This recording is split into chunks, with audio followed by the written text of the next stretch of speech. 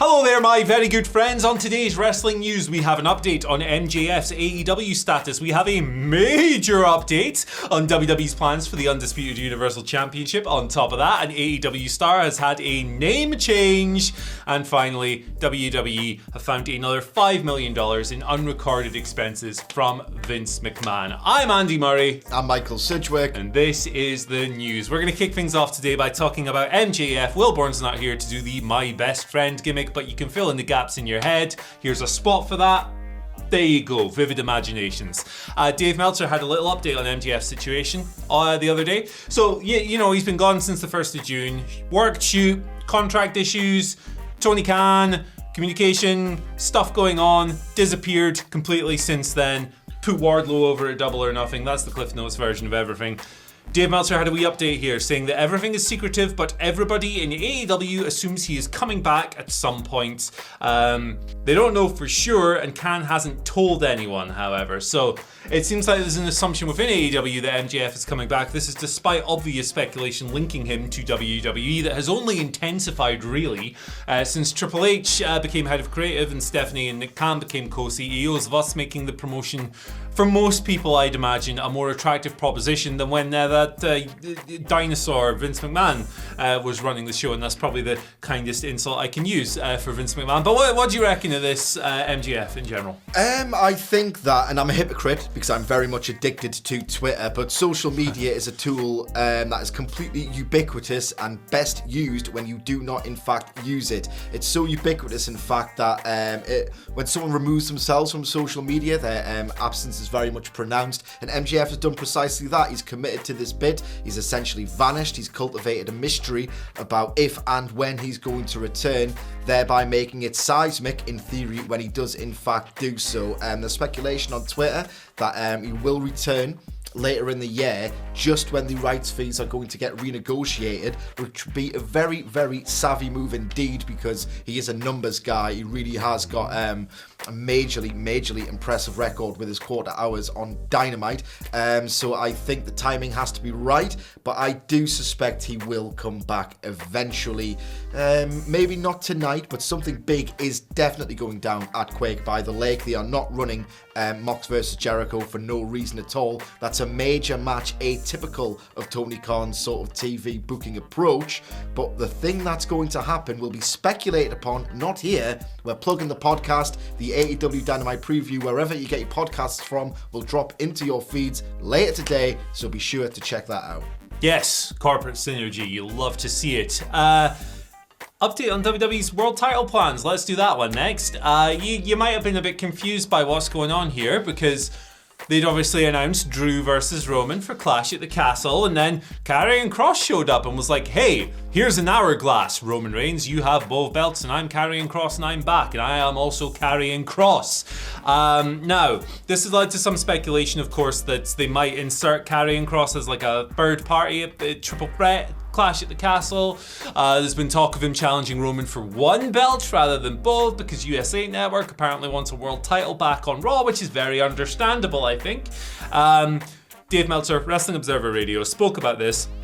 It's going to be Roman and Drew in Clash at the Castle. It sounds like currently that plan is, well, it's never truly set in stone because this is pro wrestling, but it doesn't sound like that's going to change it. You know, there's always a chance it could. We always got to say that, but for now it still seems to be in the offing. So that means you would imagine that if that is going to headline, you would imagine, and this is us speculating, that they'll probably do something with Kross and the belts afterwards.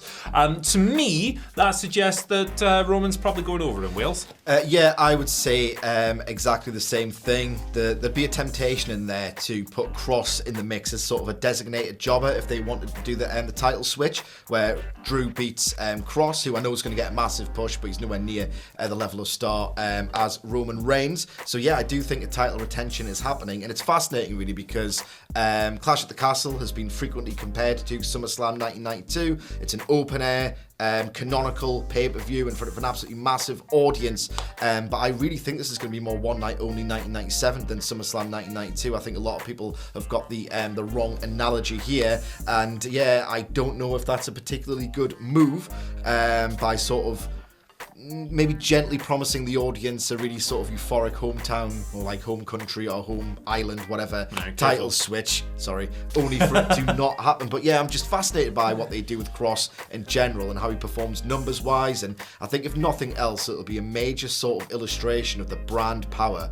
of the WWE main roster, because he was hardly a success on NXT. The Kross-led NXT was battered by AEW Dynamite in the ratings. Doesn't necessarily mean he's a bigger star if he's on SmackDown, which does better numbers than Dynamite, or is the branding power of WWE's main two TV flagship properties, Raw and SmackDown, simply so strong at this point that it barely matters who appears on it. Fascinated going forward by the Kross character and his impact on the numbers. Yes, we'll see how that pans out for him, but it sounds very much like he is going to be positioned as a big boy in that main event scene. Certainly the days of, what are we going with? Demolition? Quang? What kind of vibe did we get from that old attire that Vince gave? Gimp. Fair enough. Fair enough. The fourth member of Demolition that nobody asked for. Nobody asked for a third member in the first place. So yeah. Shouts to Crush. I loved Kona Crush though. Me too. Remember those vignettes on Superstar? Remember the Hasbro figure? Oh my god. Anyway, that's enough of us old farts talking about our era of wrestling that you young people wouldn't. I don't do no old man yells at cloud gimmick. It doesn't suit me. It doesn't suit anyone. Stop doing it, certain wrestling pundits. Right, an AEW wrestler has had their name changed. It's Anna Jay. She's now Anna JAS. See what they did there? It's Jericho Appreciation Society. Yep, that's what we're going with now. So last week on Dynamite, she had a backstage segment. So it's almost like Anna J Appreciation Society. There you go. That's pretty much what it is. Boom. Last week on Dynamite, she had the backstage segment with Angelo Parker and Matt Menard. Matt Menard was screaming his head off. I love that guy. He's so entertaining. He's awesome. Ange was awesome as well with the comb, all of that stuff. And then Anna Jay was continuing her recent kind of Jericho adjacent comedy bit where she's going, I'll choke you out. And then she actually choked someone out. So it's funny. But she called herself Anna JAS in that segment. Then we had this match graphic here showing up from Dark where it's Anna JAS versus Megan Myers.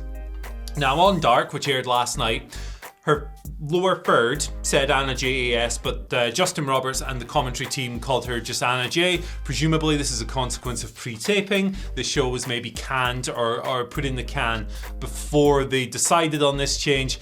Either way, it's a very Jericho move this across the board, and perhaps a sign that she's evolving a little bit and entering some goofier territory. Yeah, I think it's good that she is displaying more range. It's good for a development. You can only play the spirited upstart green rookie who's got more fire than inexperience for so long, so it's about time that her character developed, and I'm massively into this. I think when the Jericho Appreciation Society first formed, it kind of sort of sparked the imagination of the wrestling fandom. Just think of how ripe for parody WWE and sports entertainment as a concept is. If anything, maybe they didn't lean too heavily enough into it, like watching televisions from absolutely ridiculous angles, like maybe just doing like specific camera cuts for any matches involving the Jericho Appreciation Society. Obviously you can't take it too far. Why would you want to nauseate your audience with constant zooming and cuts? But there was so much to play with, and maybe there's an argument that they haven't played with it enough. So I do like the Anna JAS name changes, of course, are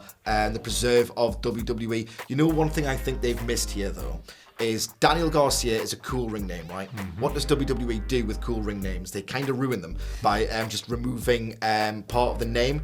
Like Adrian Neville just became Neville. Like Neville. Like Gary and Phil, like great underrated footballers, but you know what I mean? Like it's not the coolest name of all time. It's Phil Neville's goddamn name. What if they changed Daniel Garcia's name to simply Daniel? It would have been a very WWE parody, and in doing so, you would have taken the actual cooler part of his name out of it, which again would be very WWE. So yeah, I'm banging at this Anna JAS thing, and it's about time that she was given a little bit more room to develop into sort of really sort of get a handle on a new character. And Jericho's fingerprints are all over this comedy that she's been doing as well, which is not a bad thing at all. Right, finally, WWE have uncovered a further $5 million in unrecorded expenses paid out by Vince McMahon. This is, where are the years? I have lost the years here. It's 2007, 2009. There you go, boom, boom, boom. That's why we have Michael Sidgwick here, fills in the gaps that my stupid brain creates. This was revealed via an SEC filing that was, publicized yesterday. And it has resulted in the delay of WWE's Q2 22 financial reporting, which was due imminently. Now, a couple of weeks ago, we should mention as well, this is key, that this $5 million payments, they're not believed to be related to the allegations that have led to the SEC and federal investigators looking in to Vince's current situation. Now, previously, through a similar filing, it was revealed that WWE, through investigation, had found $14.6 million in unrecorded expenses paid out by Vince between 2006 and 2022 that would necessitate the review and adjustment of prior financial reports. So there you go. It's the latest on the Vince McMahon situation. He's out of WWE. He announced it as a retirement on the 22nd of July on an official WWE document. It was referred to as a resignation. Shortly after that, of course, there are allegations of him. There are non-disclosure agreements that have been signed. The various Wall Street Journal reports of upwards of $12 million in hush money paid out to suppress allegations made against him by former employees. There you go, Vince McMahon. Yeah, I mean, file under shocked and not surprised. Yet again, there's not a great deal more to talk about this. It's just another instance of something that has been reported on to death. If anything, my only input here is that Vince McMahon almost pulled off the perfect trick, and that he was so bullish and outwardly a not particularly great human being, and he was so public in his flaunting of not being a particularly great human being, that if anything, people just thought, all right, okay, well, that's the man, that's the essence. If he's willingly in public, on stage, being that much of an arsehole, then what else could there be in that closet of his? Turns out quite a few skeletons. Yeah, absolutely. Anyway, thank you for joining us on today's Wrestling News video. Unfortunately, the technical goblins have devoured our Twitter questions today, and they have peed them out as microchips. And you can't do anything with microchips apart from build computers. So, hey, you can follow us on Twitter at WhatCulture WWE. Don't know if Michael will be back tomorrow after that, but you can follow him on Twitter at M Sidgwick. And you can follow me on Twitter at Andy H. Murray. The H stands for Haribo. See you later.